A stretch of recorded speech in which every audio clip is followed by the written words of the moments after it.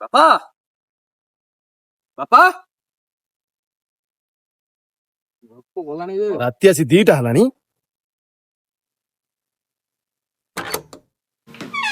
ଓ ଏତେବେଳକୁ ବାବୁ ଫେରିଲେ?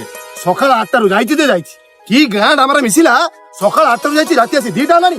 କଣ କରୁଥିଲେ ପର୍ଯ୍ୟନ୍ତ? କଣ ଆଉ କରିବି ବାପା, ସେପଟେ ସକାଳ 8ଟାରୁ ମତେ ଗାଁ କଲେକ୍ସନ ପାଇଁ ଡାକି ନେଇଗଲେ। ଘର ଘର ବୋଲି ଯାତ୍ରା ଚାନ୍ଦା ମାଗୁଥିଲି, ଯାତ୍ରା ଚାନ୍ଦା। ଓ ଦୋକାନରୁ ସେ ରଘୁଆଟା 200 ଟଙ୍କା ବାକି ରଖିଛି, ତାକୁ ମାଗିଲା ତ ଜିଭ ହଲଟୁନି। କହିଲା କଣ ନା ମତେ ନାଜ ମାରିବ। ଏଠି ଘର ଘର ବୁଲିକି ଗାଁ ଡ୍ରାମା ପାଇଁ ପଇସା ମାଗୁଛି, ଏଠି ଆଉ ନାଜ ମାରୁନି।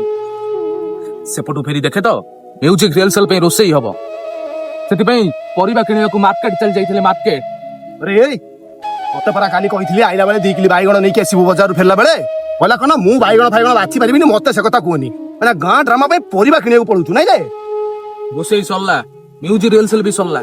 ସେପଟେ ଟେଣ୍ଟ ବାଲାଙ୍କ ପାଇଁ ଖାଇବା ଆଣିବାକୁ ଯାଇଥିଲି ଏଇ ଦୋକାନକୁ। ସେପଟେ ଖାଇବା ଆଣି ପହଞ୍ଚୁ ପହଞ୍ଚୁ ଫୋନ ଆସିଲା ଯେ ଏମିତି ଗୋଟେ ଅଘଟଣ ଘଟିଯିବ ବୋଲି ମୁଁ କେବେ ବି ଜାଣିନଥିଲି। ଅଘଟଣ? ଆରେ କି ଅଘଟଣ ଘଟିଲା?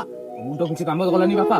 ସେଠି ପହଞ୍ଚୁ ପହଞ୍ଚୁ କଲ୍ ଆସିଲା, ଗୋବିନ୍ଦ ଭାଇ ଗୋଟେ ହିରୋଇନଟାକୁ ଗାଡିରେ ବସେଇକି ନେଇକି ଗଲା ବେଳେ ପୁରା ପଡି ଯାଇଛି ଯେ ହିରୋଇନର ମୁଣ୍ଡ। ଓ ହିରୋଇନର ମୁଣ୍ଡ ଫାଟିଗଲା? ପୁଅର ମୋର ମୁଣ୍ଡ କାମ କରୁନି। ଏଠି ଦିନ ଯାକ ବିଲରେ କାମ କରି କରିକି ବାପାର ଗାଣ୍ଡି ଫାଟିଗଲାଣି, ସେ କଥା ଚିନ୍ତା ନାହିଁ। ବାପା ବାପା ନା କଦଳୀ ଚୋପା। ଏଇ ଶୁଣ, ତତେ ଆଜି ତୁ କହିଦଉଛି, ସେ ଗାଁ ଡ୍ରାମାରେ ତୁ ମିଶି ପାରିବୁନି। ତୁ ଏଇ ଘରେ ରହିବୁ।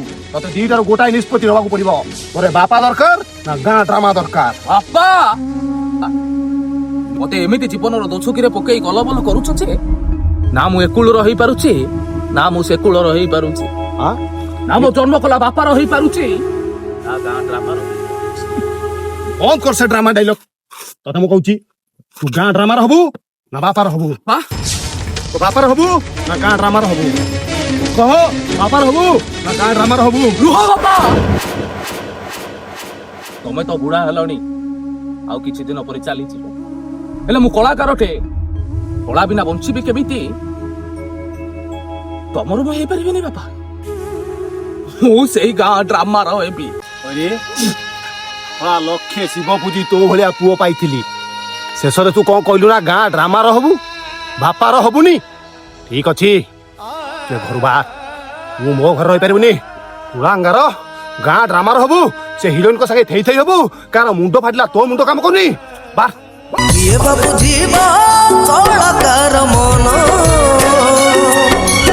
କଳା ପାଇଁ